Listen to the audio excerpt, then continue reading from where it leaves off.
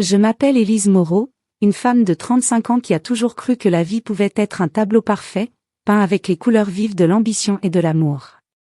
J'habite à Paris, dans un appartement haussmannien du 16e arrondissement, avec ses hauts plafonds moulurés et ses balcons en fer forgé qui surplombent les rues élégantes bordées d'arbres. Chaque matin, je me réveille au son distant des klaxons et du murmure de la ville qui s'éveille, et je me dis que j'ai de la chance. Professionnellement, je suis avocate spécialisée en droit immobilier, un domaine que j'ai choisi non pas par hasard, mais par une passion profonde pour la justice et l'équité. Mon bureau, situé dans un immeuble moderne près de la place de l'Étoile, est un sanctuaire de dossiers empilés, de contrats minutieusement annotés et de négociations acharnées. J'aime plaider pour mes clients des familles luttant pour conserver leur patrimoine, des investisseurs cherchant à sécuriser leurs acquisitions. Chaque victoire en cours me remplit d'une satisfaction intense, comme si je réparais un peu le monde, brique par brique. Mon mari, Antoine, est l'incarnation du succès moderne. À 40 ans, il dirige une start-up florissante dans le secteur de la tech, spécialisée dans les applications de réalité augmentée. Ses journées sont un tourbillon de réunions avec des investisseurs, de voyages à San Francisco ou à Berlin, et de dîners d'affaires qui s'étirent jusqu'au petit matin. Il rentre souvent avec des histoires fascinantes sur les dernières innovations, ses yeux pétillants d'excitation sous ses lunettes à monture fine. Notre vie ensemble semble sortie d'un magazine, des dîners élégants au Ritz, où nous trinquons avec du champagne millésimé sous les lustres cristallins, des week-ends improvisés à Deauville, où nous marchons main dans la main sur la plage, le vent salé fouettant nos visages, et surtout, notre fille Sophie, âgée de 8 ans, avec ses boucles blondes et son rire contagieux qui illumine chaque pièce comme un rayon de soleil perçant les nuages parisiens. Sophie est le centre de notre univers. Elle fréquente une école privée bilingue non loin de chez nous, où elle excelle en dessin et en piano. Le soir, je l'aide avec ses devoirs, assise à la table de la cuisine en marbre, pendant qu'Antoine, s'il est là, jette un œil distrait par-dessus son épaule. « Tu es une petite génie, ma chérie, lui dis-je souvent, en l'embrassant sur le front. Ces moments me remplissent d'une chaleur profonde, un rappel que malgré le rythme effréné de nos carrières, nous avons construit quelque chose de solide, une famille unie contre les tempêtes de la vie. Pourtant, sous cette façade polie de normalité, une tension sournoise commence à s'insinuer, comme une ombre qui s'allonge lentement au crépuscule. Au début, ce ne sont que des détails anodins, des fissures si fines qu'on pourrait les ignorer. Antoine rentre de plus en plus tard, prétextant des réunions interminables ou des appels urgents de partenaires outre-Atlantique. « Désolé, Élise, le décalage horaire est infernal », marmonne-t-il en se servant un verre de whisky, ses épaules tendues sous sa chemise froissée. Ses compliments, autrefois si généreux, « Tu es éblouissante dans cette robe, ma belle », se font rares, remplacés par des regards distants, comme s'il observait une étrangère plutôt que la femme qu'il a épousée il y a 10 ans. Je sens un froid glacial s'insinuer dans notre intimité, pareil à un brouillard matinal qui enveloppe la Seine, estompant les contours familiers des ponts et des quais. Les soirs où il est absent, je me retrouve seule avec Sophie, à lui lire des histoires de princesses courageuses qui défient les dragons. « Papa rentrera bientôt », lui promets-je, en la serrant contre moi sur le canapé en velours, tandis que le tic-tac de l'horloge ancienne résonne dans le salon silencieux. Mais au fond de moi, une petite voix murmure que quelque chose cloche, un doute insidieux qui me réveille la nuit, fixant le plafond orné de rosaces. Les rires partagés, ces éclats spontanés qui ponctuaient nos dîners autrefois, s'effacent progressivement, laissant place à des silences pesants, chargés d'un malaise indéfinissable. Lors des soirées mondaines auxquelles nous sommes invités, gala de charité, vernissage dans les galeries du Marais, je continue à sourire, mon maquillage impeccable masquant l'angoisse qui grandit en moi comme une vigne vierge envahissant un mur. « Tout va bien ?» me demande parfois une amie, en sirotant son cocktail. « Bien sûr », réponds-je avec un haussement d'épaules gracieux, mais intérieurement, je sens le sol se dérober sous mes pieds. Mon travail me maintient à flot dans cette mer agitée. Plaider pour des clients, négocier des contrats complexes sur des propriétés historiques ou des immeubles modernes, cela me donne un sentiment de contrôle absolu, une ancre dans la tempête. Récemment, j'ai gagné une affaire difficile, une veuve âgée risquait de perdre son appartement familial à cause d'un promoteur sans scrupules. En cours, face au juge, j'ai argumenté avec une passion ardente, citant des précédents juridiques et des clauses oubliées. La victoire a été douce, un rappel que je suis capable, indépendante. « Bravo, Élise, tu es une lionne », m'a dit mon associé en me tapotant l'épaule. Ces mots m'ont réchauffé, contrastant avec le vide que je ressens à la maison. Pourtant, même là, à la maison, je me sens de plus en plus invisible, comme une ombre glissant le long des murs de notre bel appartement. Antoine a pris le contrôle des finances familiales depuis des années, arguant que c'est pour notre bien commun. Laisse-moi gérer, chérie, tu es trop occupée avec tes plaidoiries, dit-il souvent d'un ton doux, presque paternaliste, en posant une main sur la mienne. Ces mots sonnent comme une caresse, mais ils piquent comme des épines dissimulées dans un bouquet de roses. Au début, j'ai accepté, flatté par son sens des responsabilités. Mais maintenant, je remarque comment il scrute les relevés bancaires, comment il commente mes achats les plus anodins, une paire de chaussures pour un rendez-vous professionnel, un livre sur le droit européen. Est-ce vraiment nécessaire, demande-t-il avec un sourire qui n'atteint pas ses yeux. Et la normalité craquelle doucement, révélant des fissures que je refuse encore de voir pleinement. Un soir, après une journée épuisante au tribunal, je rentre pour trouver Antoine déjà attablé, son ordinateur portable ouvert, absorbé par des graphiques boursiers. « Bonsoir, mon amour, dis-je en l'embrassant sur la joue. Il marmonne une réponse vague, sans lever les yeux. Sophie court vers moi, ses dessins à la main. « Regarde, maman, j'ai fait un portrait de nous trois. » Je m'extasie, mais Antoine jette à peine un regard. Plus tard, au lit, alors que je cherche sa chaleur, il se tourne de l'autre côté, prétextant la fatigue. Demain, Élise, demain. Ces rejets accumulés forment une barrière invisible, un mur de glace qui grandit entre nous. Je me surprends à repenser à nos débuts, à cette époque où nous nous sommes rencontrés lors d'une conférence à Lyon. Lui, charismatique et ambitieux, moi, jeune avocate pleine d'idéalisme. Notre mariage a été un tourbillon de romance, une cérémonie intime dans un château de la Loire, suivie d'une lune de miel en Italie. Nous conquérons le monde ensemble, m'avait-il murmuré à l'oreille, sous les étoiles de Venise. Où est passé cet homme? Est-ce le stress de son entreprise qui le change, ou quelque chose de plus profond, de plus sombre?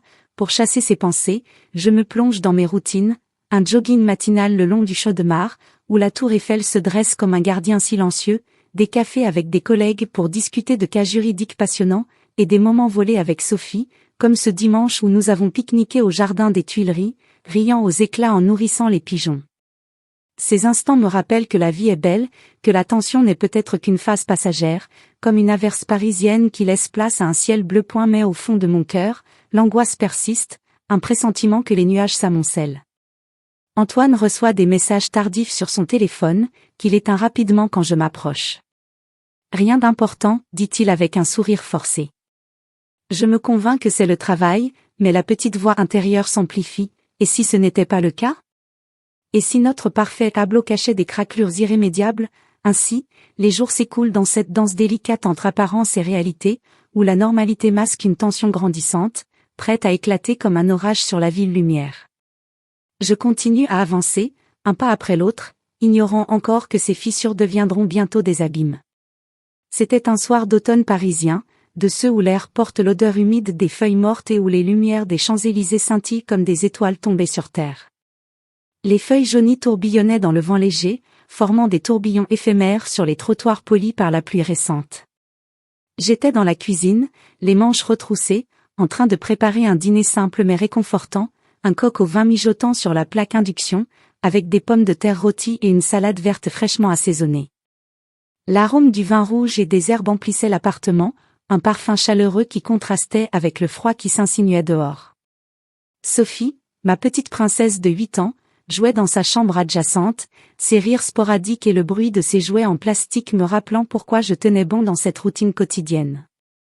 Elle construisait un château avec ses blocs Lego, imaginant des histoires de fées et de dragons, insouciante au monde des adultes. Antoine rentra plus tôt que prévu ce soir-là, ce qui me surprit agréablement au début.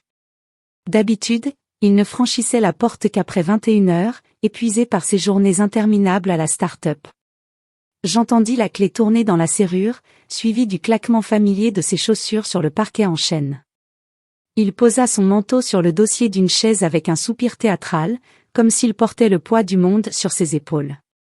Ses cheveux étaient légèrement ébouriffés, et une ombre de barbe naissante assombrissait son menton. « Bonsoir, chérie, dit-il d'une voix lasse, mais il y avait quelque chose de différent dans son ton, une pointe d'irritation que je ne pus ignorer. Je me tournai vers lui avec un sourire, essuyant mes mains sur un torchon. Tu es rentré tôt. Le dîner est presque prêt.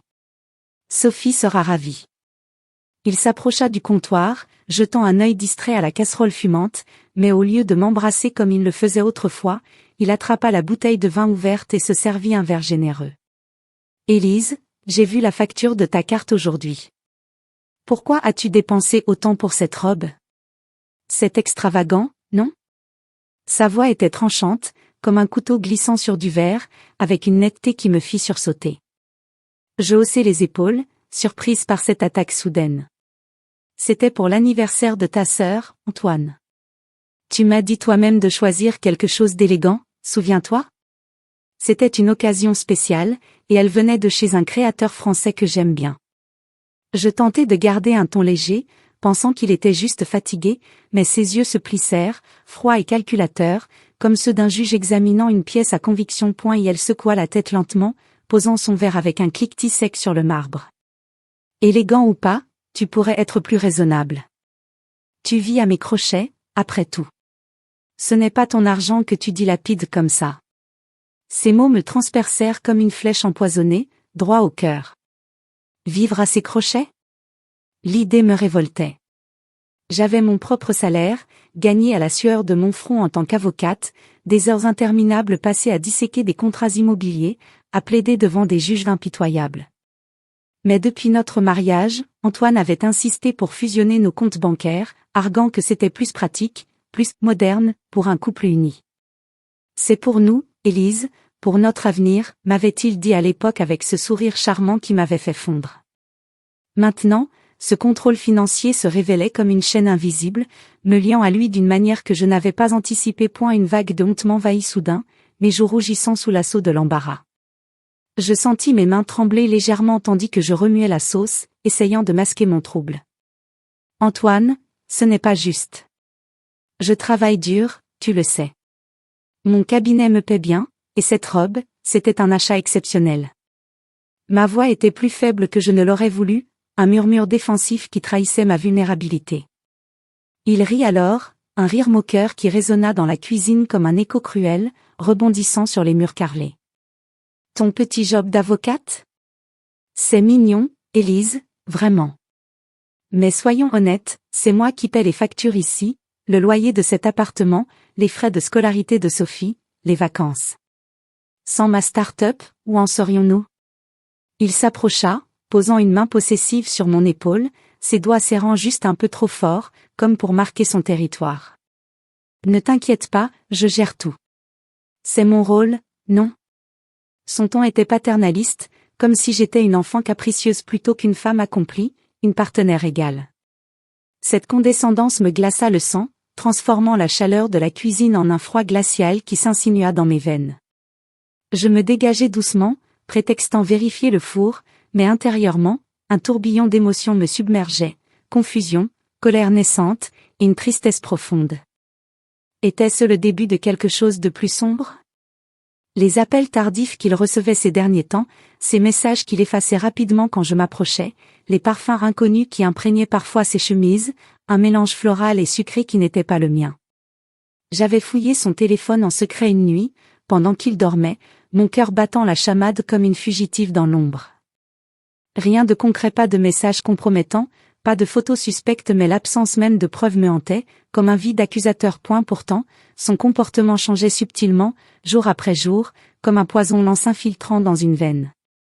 Il critiquait mes choix avec une régularité croissante, la façon dont je m'habillais pour le travail, trop provoquant pour une avocate sérieuse, mes amis, qu'il qualifiait d'opportunistes, même mes collègues, ces hommes et femmes ambitieux avec qui je partageais des déjeuners animés près de l'Arc de Triomphe. Tes collègues sont des ambitieux sans scrupules, Élise. Ils te utilisent pour avancer, m'avait-il dit un jour, lors d'un petit déjeuner tendu, en feuilletant son journal avec dédain. Ces remarques isolantes me coupaient progressivement de mon cercle social, me rendant plus dépendante de lui, comme s'il tissait une toile autour de moi. Cette nuit-là, après que Sophie fut couchée, je lui avais lu une histoire de la Belle au bois dormant, sa petite main serrée dans la mienne, ses paupières lourdes de sommeil. Je restais éveillée dans notre lit king size, le cœur serré comme dans un étau. Antoine ronflait paisiblement à mes côtés, inconscient de la tempête qu'il avait déclenchée en moi. Les draps en coton égyptien, autrefois symbole de notre confort partagé, me semblaient maintenant étouffants. Je repensais à nos vœux de mariage, prononcés sous un ciel bleu dans ce château de la Loire, où nous avions promis amour et respect mutuel. Où était passé ce respect? Était-ce le stress de son entreprise qui le rendait ainsi, ou une trahison plus profonde, une fissure dans l'âme de notre union? Je pleurais en silence, les larmes coulant sur l'oreiller, chaudes et salées, un mélange de frustration et de peur. Me promettant que ce n'était qu'une phase, un nuage passager dans notre ciel conjugal, je tentais de me raisonner. Demain, tout ira mieux, me dis-je, en fixant les motifs du plafond. Mais au fond de moi, la trahison s'installait, comme un poison lent distillé goutte à goutte, érodant les fondations de l'amour que je croyais solide. Les signes étaient là, le contrôle financier, les critiques voilées, l'isolement subtil. Je me sentais piégé dans une cage dorée, les barreaux invisibles mais implacables points les jours suivants amplifièrent cette sensation. Antoine commença à vérifier mes relevés de téléphone, prétextant une optimisation des dépenses familiales. Pourquoi tant d'appels à ta sœur? Elle te monte la tête contre moi, demanda-t-il un matin, en sirotant son espresso, ses yeux scrutateurs par-dessus la tasse. Je balbutiai une réponse, me sentant coupable sans raison. Il annulait mes sorties avec des amis, inventant des dîners d'affaires impromptus où ma présence était indispensable. Reste avec moi ce soir, Élise. Nous avons besoin de temps en couple, disait-il avec un sourire qui masquait l'ordre sous-jacent. À eu travail, je me réfugiais dans mes dossiers, analysant des actes de propriété avec une ferveur renouvelée. Une affaire en particulier m'occupait, un couple en divorce disputant un appartement à Montmartre. En lisant les témoignages, je me surpris à m'identifier à la femme, victime de manipulation émotionnelle. Il contrôlait tout, même mes pensées, avait-elle écrit. Ces mots résonnaient en moi comme un écho personnel. Lors d'une pause café avec une collègue, Marie, je confiai vaguement mes doutes. Antoine est distant ces temps-ci. Elle posa une main compatissante sur mon bras. Fais attention, Élise. Parfois, les petits signes deviennent de grands problèmes. Le soir, en rentrant, je trouvai Antoine en train de fouiller dans mon sac à main, sous prétexte de chercher des clés. Qu'est-ce que c'est que ça? Un reçu pour un déjeuner avec ton associé? Tu passes plus de temps avec lui qu'avec moi. Son ton accusateur me fit reculer. C'était professionnel, Antoine. Arrête. Mais il poursuivit, listant mes fautes comme un procureur. Cette accumulation me laissait essouffler, le doute s'insinuant. Étais-je vraiment extravagante? Dépendante? L'amour se fissurait, révélant un contrôle insidieux que je n'avais pas vu venir. À eu fil des semaines, les parfums étrangers sur ses vêtements devinrent plus fréquents, des effluves de jasmin et de vanille qui hantaient notre penderie. Je lavais ses chemises avec une rage contenue, imaginant une autre femme, une ombre dans notre vie. Mais je n'osais pas confronter, de peur de briser l'illusion.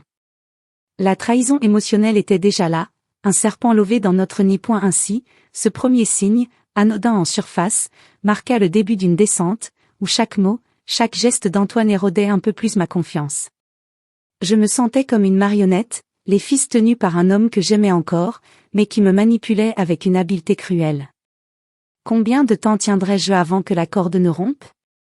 C'était une soirée magique au Louvre, ce palais des arts transformé en un écrin de luxe pour un gala de charité dédié à la préservation des œuvres d'art françaises.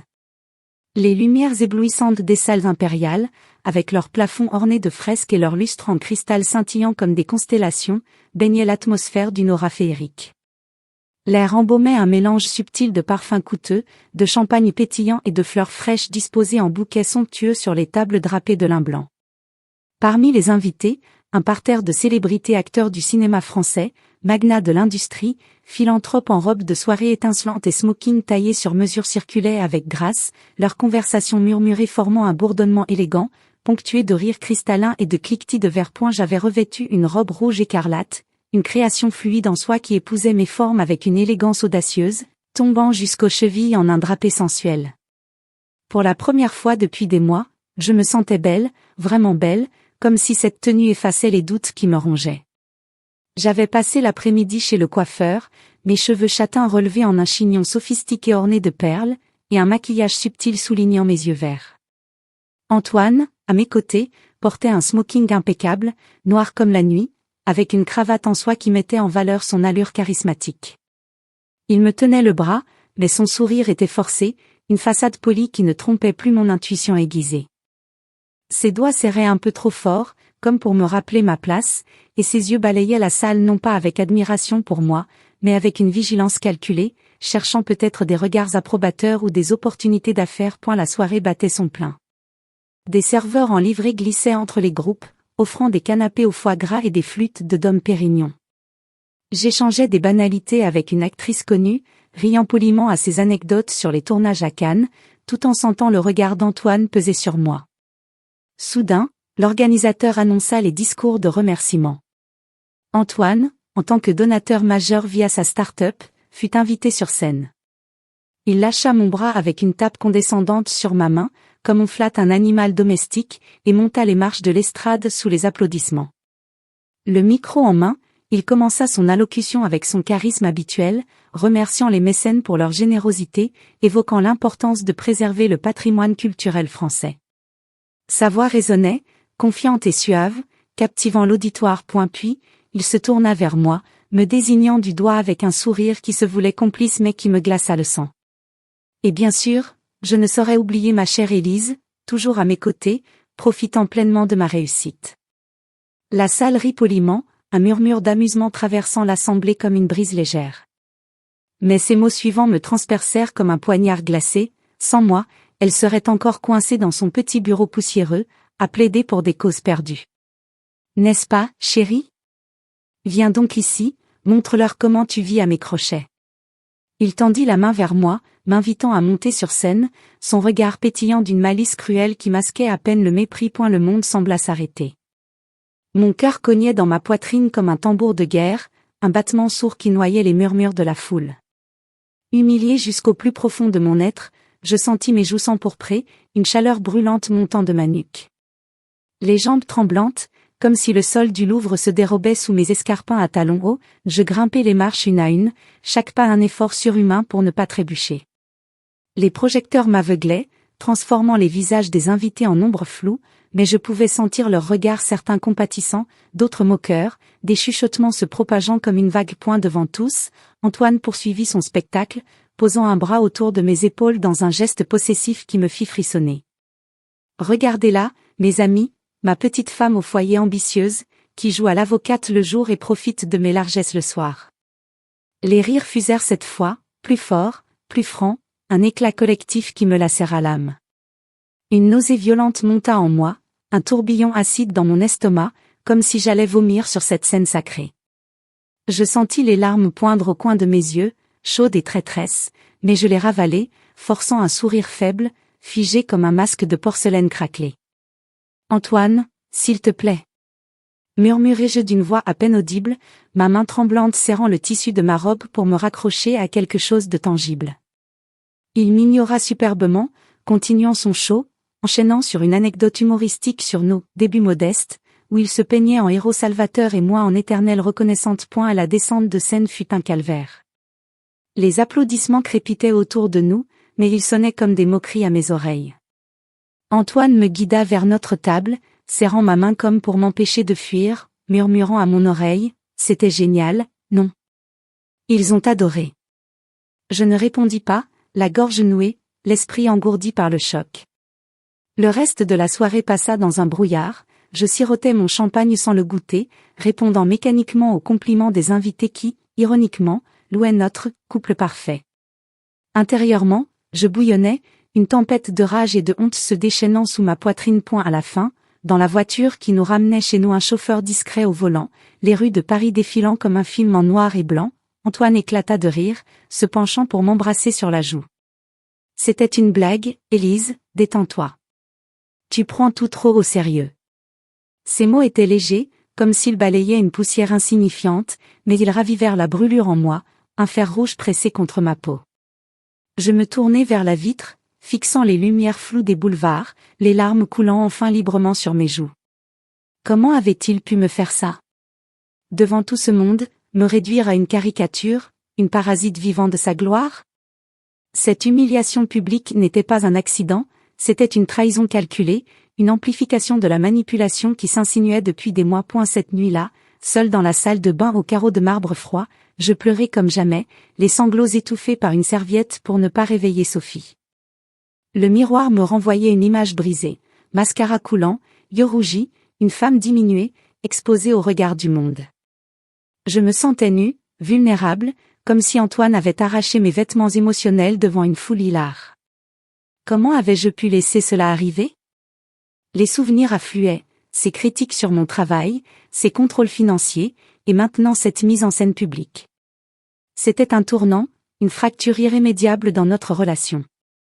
La manipulation n'était plus subtile, elle était flagrante, un poison qui infectait tout. Pourtant, au milieu de cette douleur lancinante, une étincelle de colère naquit au fond de mon âme, une flamme timide mais tenace.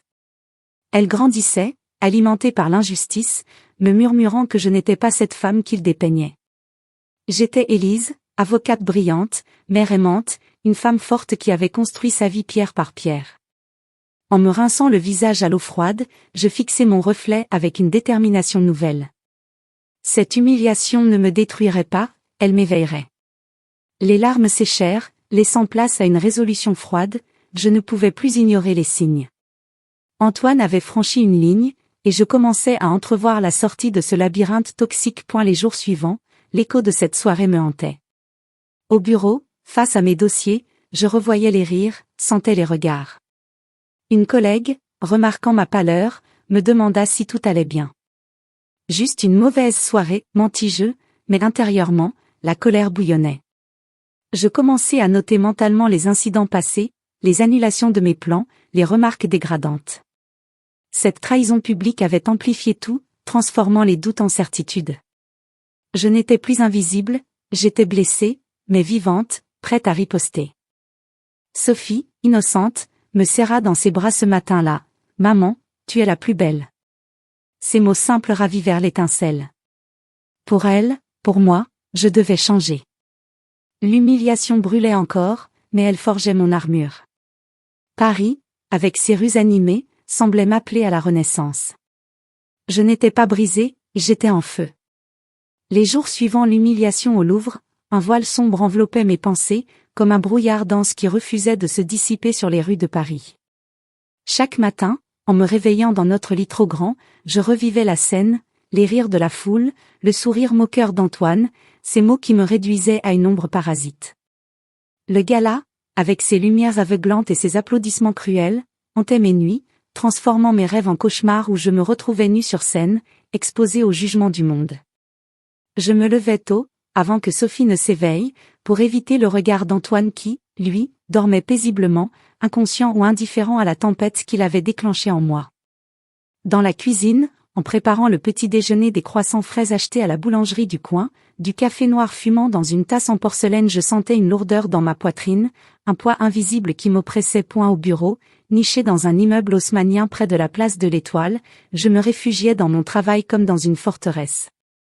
Les dossiers immobiliers s'empilaient sur mon desk en acajou, des piles de contrats jaunis par le temps, annotées de mes notes précises au stylo bleu. Ce jour-là, je relisais un dossier particulièrement complexe, une affaire de propriété contestée, où un conjoint tentait de spolier l'autre lors d'un divorce.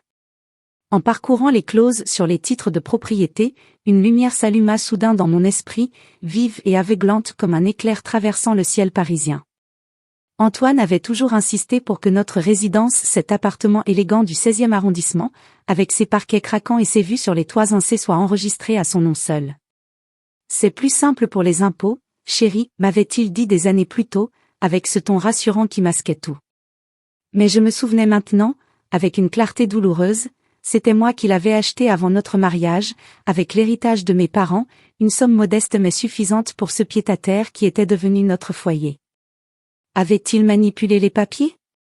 Avait-il falsifié des signatures ou omis des détails lors des transferts notariés? Mon cœur s'emballa, un mélange d'effroi et de révélation, tandis que je fixais les documents, mes doigts tremblants sur les pages. J'y eus commencé à réfléchir, seul dans mon bureau qui surplombait la tour Eiffel, cette sentinelle de fer se dressant fièrement contre le ciel gris d'automne. Les critiques constantes d'Antoine défilaient dans ma tête comme un film en boucle, ses remarques sur mes tenues, trop flashy pour une avocate sérieuse, ses blagues dégradantes lors de dîners entre amis, où il me dépeignait comme une femme futile. Ce n'était pas de l'amour, réalisais-je avec un choc viscéral, c'était du contrôle, un filet invisible qui se resserrait autour de moi jour après jour. Je repensais aux signes que j'avais ignorés, les annulations systématiques de mes sorties avec des amis, prétextant des soirées familiales impromptues, les remarques insidieuses sur mon apparence, tu engraisses un peu, Élise, fais attention, et ces appels secrets qu'il prenait dans une autre pièce, sa voix murmurante suivie d'un silence coupable. Ces absences prolongées, justifiées par des voyages d'affaires qui s'allongeaient sans explication. Une fois, j'avais surpris un message sur son téléphone, un simple « à ce soir », mon amour, d'un numéro inconnu, mais il avait balayé mes questions d'un rire. C'est une collègue, paranoïaque va. Ce midi-là, je déjeunais avec une amie proche, Claire, une journaliste intrépide que je connaissais depuis l'université. Nous nous installâmes dans un bistrot cosy près de mon bureau, avec ses nappes à carreaux et son ardoise vistant les plats du jour, une salade niçoise pour moi, un steak frites pour elle. Entre deux bouchées, je lui confiai vaguement l'incident du gala, ma voix tremblante masquée par le bruit des couverts. Claire posa sa fourchette, ses yeux bruns fixés sur moi avec intensité. « Élise, ce qu'il t'a fait, c'est pas une blague. Il te manipule émotionnellement, c'est du gaslighting pur et simple. Il te fait douter de ta propre réalité pour te garder sous son emprise. » Ces mots résonnèrent en moi comme un gong, éveillant des échos profonds. Gaslighting, ce terme que j'avais lu dans des articles, mais jamais appliqué à ma vie. Soudain, tout s'emboîtait, ces dénégations quand je l'accusais de distance, tu imagines des choses, ces reproches qui inversaient les rôles, me faisant me sentir coupable de ses fautes. Et au retour chez moi ce soir-là, après avoir récupéré Sophie à l'école, elle courut vers moi avec son cartable rebondissant, ses couettes dansant au vent, je fouillai nos documents financiers en cachette. Antoine était sorti pour un rendez-vous professionnel, me laissant seul avec ma fille. Dans le bureau à domicile, un espace lambrissé rempli de ses gadgets high-tech, j'ouvris les tiroirs verrouillés avec une clé que j'avais dupliquée en secret. Parmi les relevés bancaires et les factures, je découvris des transferts suspects, des sommes importantes vers un compte inconnu, au nom d'une société offshore. Trahison financière aussi ? Mon cœur se serra, une douleur aiguë comme une lame tournant dans une plaie. Ces fonds, étaient-ils pour sa maîtresse ? Pour une vie parallèle qu'il construisait sans moi ? La clarté émergea, brutale et libératrice. Je n'étais pas faible, comme il me l'avait fait croire avec ses insinuations constantes. Il m'avait manipulée pour que je le pense, pour me garder dépendante. Sophie, assise à la table de la cuisine en train de colorier un dessin d'une famille heureuse sous un soleil radieux, leva les yeux vers moi. « Maman, pourquoi papa est méchant parfois ? Hier, il a crié parce que j'ai renversé du jus. » Sa voix innocente, avec son léger zézaiement, me bouleversa comme une vague déferlante. Je m'agenouillai près d'elle, la serrant dans mes bras, inhalant l'odeur sucrée de ses cheveux. « Papa est fatigué, ma chérie, mais ça va s'arranger. » Mais intérieurement, je savais que non.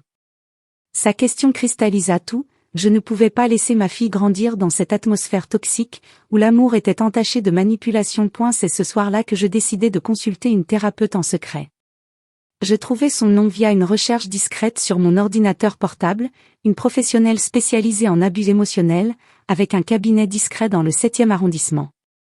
Notre première séance eut lieu un après-midi, prétextant un rendez-vous client. Assise dans son bureau au ton apaisant beige et vert pâle, avec des plantes en pot et une vue sur un jardin intérieur, je déversai tout, les critiques, l'humiliation, les doutes.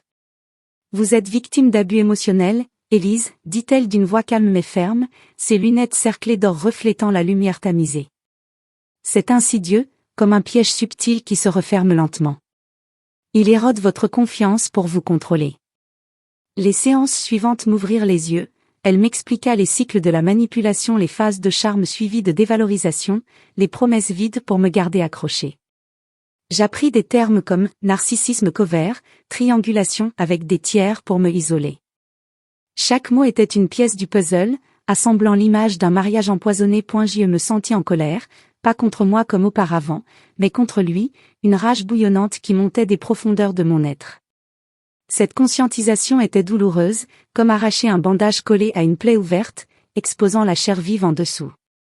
Les larmes coulaient lors des sessions, des torrents de chagrin pour les années perdues, mais aussi de libération. Vous avez le pouvoir de changer cela, me répétait la thérapeute, et je commençais à y croire. Discrètement, je planifiais, je contactais un avocat spécialisé en divorce, un collègue de confiance, pour évaluer mes options. Je copiais des documents importants sur une clé USB cachée dans mon sac, protégeant Sophie et moi d'un avenir incertain. La force intérieure grandissait, timidement au début, comme une pousse fragile perçant le sol après l'hiver. Paris, avec ses avenues animées et ses cafés bondés, devint mon allié. Lors de promenades solitaires le long de la Seine, observant les bateaux-mouches glissant sur l'eau miroitante, je réfléchissais à ma vie. J'étais Élise Moreau, avocate accomplie, mère dévouée, pas la marionnette d'Antoine. Les signes étaient clairs maintenant, ses mensonges, ses contrôles, sa trahison. Cette prise de conscience, bien que déchirante, allumait une flamme en moi, une détermination farouche à reclamer mon indépendance. Sophie riait en jouant dans le parc, et pour elle, je jurais de briser les chaînes. La route serait longue, mais le premier pas était fait, voir la vérité, nue et crue. Le climax arriva un soir pluvieux de novembre, quand Paris se noyait sous des trombes d'eau incessantes, transformant les rues en rivières luisantes et les trottoirs en miroirs déformants sous les réverbères orangés.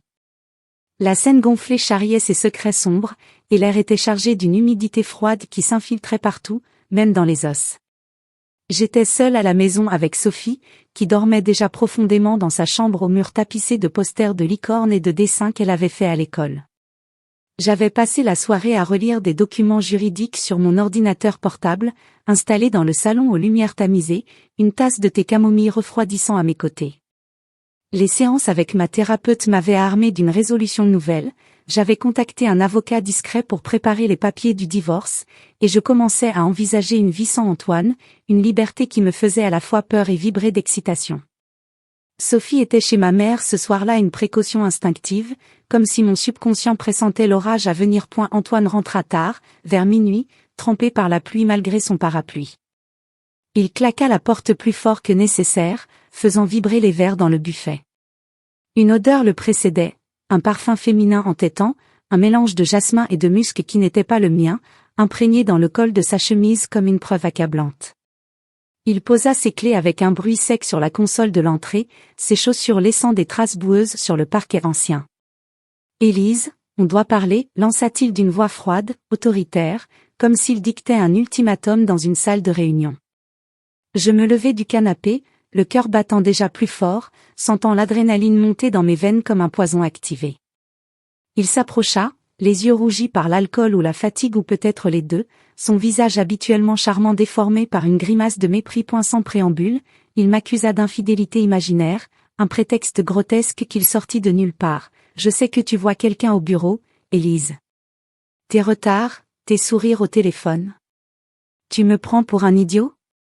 Ces mots étaient venimeux, projetés comme des flèches pour justifier ce qui allait suivre. Je niai, stupéfaite, la voix tremblante. « Antoine, c'est absurde. C'est toi qui rentres avec ce parfum sur toi. » Mais il n'écoutait pas, emporté par une rage théâtrale qui masquait mal sa culpabilité. Soudain, il m'attrapa par le bras, ses doigts s'enfonçant dans ma chair avec une force brutale qui me fit grimacer de douleur. Il me traîna vers la porte d'entrée, me tirant comme un objet encombrant, ignorant mes protestations. « Lâche-moi » criai-je, mais il ouvrit la porte violemment et me jeta dehors, dans le couloir de l'immeuble, sous la lumière crue des néons. Et la pluie battante m'accueillit comme une gifle glacée, l'eau ruisselant sur mon visage, trempant instantanément ma robe d'intérieur en coton. « Je ne veux pas de gens comme toi vivant à mes crochets » hurla-t-il depuis le seuil, sa voix résonnant dans le hall désert. Ces mots, les mêmes qu'il avait murmurés avec mépris lors de nos disputes privées, étaient maintenant lancés comme une sentence publique, même si l'immeuble dormait. Puis, comme dans un cauchemar surréaliste, une voiture élégante, une Audi noire que je ne connaissais pas, s'engagea dans le garage souterrain. Une femme en descendit, brune, sophistiquée, avec un manteau en cachemire et un sourire victorieux. Elle remonta l'allée couverte, ses talons claquant sur le béton humide, et s'approcha d'Antoine. « Mais cette vache dehors, mon amour » lança-t-elle d'une voix mielleuse, en l'embrassant sur la bouche devant moi, comme pour sceller mon humiliation. Les mots me transpercèrent comme des lames acérées, cette vache, moi, réduite à un animal indésirable. Sous la pluie torrentielle qui martelait le toit du porche, je sentis le monde s'effondrer autour de moi, les années de mariage, les promesses, les moments tendres avec Sophie, tout balayé en un instant. Une humiliation absolue, viscérale, qui me fit chanceler, les larmes se mêlant à la pluie sur mes joues. Mon cœur battait à tout rompre, un mélange de choc, de rage et de désespoir. J'étais dehors, exclu de mon propre foyer, trempé, vulnérable, tandis que cette inconnue sa maîtresse entrait comme si l'appartement lui appartenait déjà. Antoine claqua la porte, me laissant seul dans la nuit froide. Mais alors, au milieu de cette tempête émotionnelle, quelque chose se brisa en moi, non pas ma volonté, mais les chaînes qui me retenaient. La tête haute, malgré les larmes et la pluie qui ruisselait sur mon visage, je marchai d'un pas déterminé vers la loge du concierge, au rez-de-chaussée. Mes vêtements collés à ma peau, mes cheveux plaqués, je frappai à sa porte. Monsieur Duval, un homme âgé et bienveillant qui veillait sur l'immeuble depuis des décennies, ouvrit, surpris de me voir dans cet état. « Madame Moreau ? Que se passe-t-il ? Demanda-t-il, inquiet. D'une voix calme, étonnamment ferme malgré le tremblement intérieur, je répondis, « S'il vous plaît, une impression du document avec le nom du propriétaire de la résidence. » Il hésita un instant, mais connaissant ma profession d'avocate, il accéda à ma demande, imprimant le registre officiel des titres de propriété qu'il conservait dans ses archives numériques. J'y ai pris le papier encore chaud de l'imprimante, le pliai soigneusement malgré mes mains mouillées, et remontai vers l'appartement. Antoine avait entrouvert la porte, pensant peut-être que j'allais supplier. Sa maîtresse se tenait derrière lui, un verre de vin à la main, un sourire narquois aux lèvres. Sans un mot, je tendis le document à Antoine. Il le saisit, fronça les sourcils, et commença à lire. Son visage changea progressivement, d'abord l'incompréhension, puis la réalisation, et enfin une pâleur mortelle. Il transpirait à froid, des gouttes perlant sur son front malgré le froid ambiant, parce que le nom du propriétaire était le mien. Élise Moreau, en toutes lettres, datant de l'achat avant notre mariage, jamais transféré légalement malgré ses manipulations. L'appartement était à moi, pas à lui. Il avait toujours prétendu le contraire pour me contrôler, mais les preuves étaient irréfutables. « Élise, attends, ce n'est pas ce que tu crois, balbutia-t-il, sa voix soudain chevrotante, perdant toute son assurance. Sa maîtresse recula d'un pas, le regard soudain inquiet. Mais c'était trop tard. Le point de rupture était atteint, un éclat net et libérateur dans mon âme. Je sentis une vague de puissance m'envahir, chaude et invincible, chassant le froid de la pluie. « C'est fini, Antoine. Sors d'ici avec ta maîtresse. » Immédiatement. Ma voix était ferme, sans tremblement, portée par des mois de conscientisation et de préparation secrète. Il tenta de protester, de me saisir à nouveau le bras, mais je me dégageai avec une force que je ne me connaissais pas. « Touche-moi encore, et j'appelle la police pour violence conjugale. » Sophie était en sécurité chez ma mère, je l'appelai dès que la porte se referma sur eux, ma voix rassurante malgré les larmes. « Tout va bien, ma puce. Maman gère. » Cette décision, prise dans la fureur et la douleur, était libératrice, comme briser une coquille trop étroite. Mon cœur battait fort, un mélange de peur viscérale pour l'avenir. Comment expliquer à Sophie? Comment reconstruire? Et d'exaltation pure, une joie sauvage de reprendre le contrôle. J'appelai mon avocat sur le champ, même à cette heure tardive, il confirma que les preuves étaient solides. Plus de manipulation, plus de chaînes émotionnelles. Je choisis la liberté, debout sous la pluie qui s'apaisait enfin, le document serré contre ma poitrine comme un talisman. Cette nuit-là, seul dans l'appartement reconquis, je m'assis sur le canapé, encore trempé, et laissai les émotions déferler, des sanglots libérateurs, suivis d'un rire nerveux. J'avais touché le fond, mais je remontais déjà. Pour Sophie, pour moi. Antoine avait perdu, sa trahison l'avait trahi lui-même. Paris, dehors, brillait sous la pluie lavée, comme un nouveau départ. Je n'étais plus victime, j'étais survivante, forte, prête à affronter la suite. Le lendemain matin, Paris s'éveillait sous un ciel gris perle, avec une lumière diffuse qui filtrait à travers les rideaux de l'appartement, illuminant les traces de la nuit précédente, des flaques d'eau séchées sur le parquet, mon peignoir encore humide accroché dans la salle de bain. Je n'avais presque pas dormi, oscillant entre des sursauts d'adrénaline et des larmes silencieuses, mais une étrange sérénité m'habitait maintenant. L'appartement était à moi, irréfutablement, et Antoine avait fui avec sa maîtresse, laissant derrière lui un silence lourd mais libérateur. Sophie reviendrait dans l'après-midi, je m'étais arrangé avec ma mère pour qu'elle reste un peu plus longtemps, le temps de tout organiser. Je sirotais un café noir dans la cuisine, fixant la tour Eiffel au loin, quand mon téléphone vibra pour la première fois. C'était Antoine. Un appel, puis un autre, puis une rafale de messages qui s'affichaient les uns après les autres sur l'écran verrouillé. « Élise, réponds-moi. C'était une erreur stupide. Je t'aime, reviens à la raison. » Sa voix dans les messages vocaux était tremblante, un mélange de supplications larmoyantes et de colère contenue. « Pense à Sophie, tu vas détruire notre famille pour une dispute ?» Manipulation émotionnelle pure, ce vieux refrain qu'il utilisait pour me ramener dans son orbite, comme un pêcheur remontant sa ligne. Je sentis une nausée familière monter, mais cette fois, elle était accompagnée d'une colère froide, pas de culpabilité. Je bloquai temporairement son numéro, mais il en utilisa un autre, probablement celui de son travail. Paniqué par la révélation du titre de propriété, il tenta de reprendre le contrôle avec une intensité désespérée. Vers midi, alors que j'étais au bureau pour avancer les démarches légales, il apparut en personne.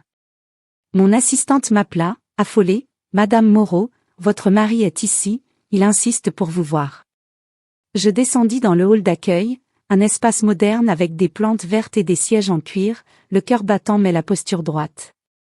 Antoine était là, un bouquet de roses rouges ostentatoire à la main, mes fleurs préférées autrefois, maintenant un symbole pathétique de ses tentatives de reconquête. Ses yeux étaient cernés, sa chemise froissée, son air contrit soigneusement répété devant un miroir. « Élise, ma chérie, murmura-t-il en s'approchant, tendant les fleurs comme un drapeau blanc. J'ai été un idiot. Pardonne-moi, je t'aime toujours. » Je restai à distance, les bras croisés, sentant les regards discrets de mes collègues derrière les vitres. « Antoine, c'est fini. Tu m'as jeté dehors devant ta maîtresse. Il n'y a plus de retour en arrière. » Ma voix était calme, ferme, forgée par les mois de thérapie et cette nuit décisive. Il s'approcha plus près, baissant la voix pour un ton intime. « C'était le stress, la pression de la start-up. Elle ne signifie rien. Toi et Sophie, vous êtes ma vie. » Des larmes perlèrent au coin de ses yeux, vraies ou feintes, peu importait. Mais je voyais clair maintenant, ses yeux trahissaient non pas le remords, mais la peur viscérale de perdre l'appartement luxueux, les biens accumulés, le statut social. Il tenta de me toucher le bras, ce geste possessif d'autrefois, mais je reculai. « Ne me touche pas. » Il changea de tactique, passant aux menaces voilées. « Si tu fais ça, Sophie en souffrira. Les juges préfèrent les familles unies. Tu es hystérique en ce moment, comme toujours quand tu es stressé par ton travail. » Ces mots, destinés à me faire douter de ma santé mentale, glissèrent sur moi comme de l'eau sur une vitre propre. Grâce à ma thérapeute, je reconnaissais le pattern, le hovering, cette aspiration désespérée pour me ramener dans le cycle toxique. « Antoine, va-t'en. Mon avocat t'enverra les papiers. » Il partit, les fleurs pendantes, marmonnant des promesses vides. Les jours suivants furent un assaut incessant. Il contacta mes amis proches, répandant des rumeurs subtiles. « Élise traverse une crise, elle imagine des choses. J'essaie de sauver notre mariage pour Sophie. » Une ancienne amie commune m'appela, inquiète. « Il dit que tu es paranoïaque, que tu l'accuses sans preuve. » Cela me blessa profondément, comme une trahison secondaire, mais je répondis calmement, expliquant brièvement les faits. La plupart comprirent, certains prirent ses distances, révélant leur vraie couleur.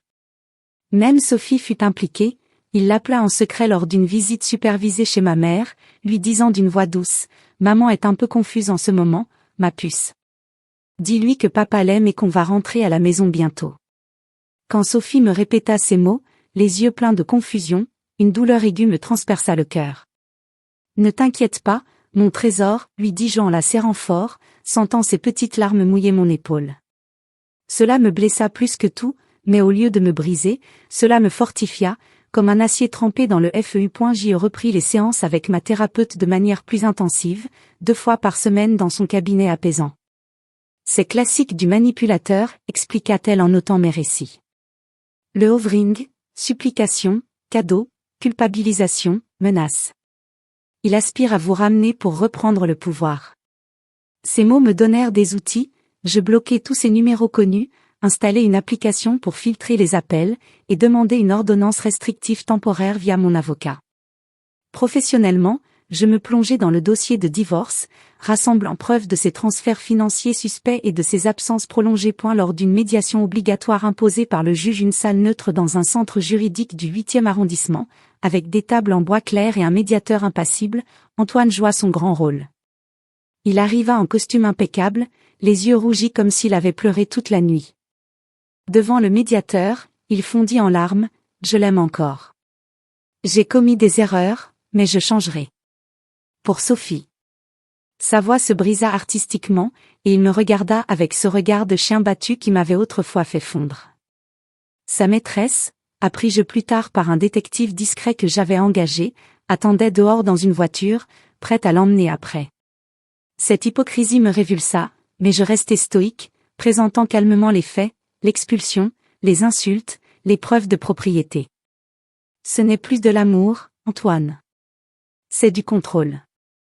Le médiateur nota ma fermeté, Antoine perdit son sang-froid un instant, marmonnant des accusations, révélant sa vraie nature. Chaque tentative de sa part renforçait paradoxalement ma résolution.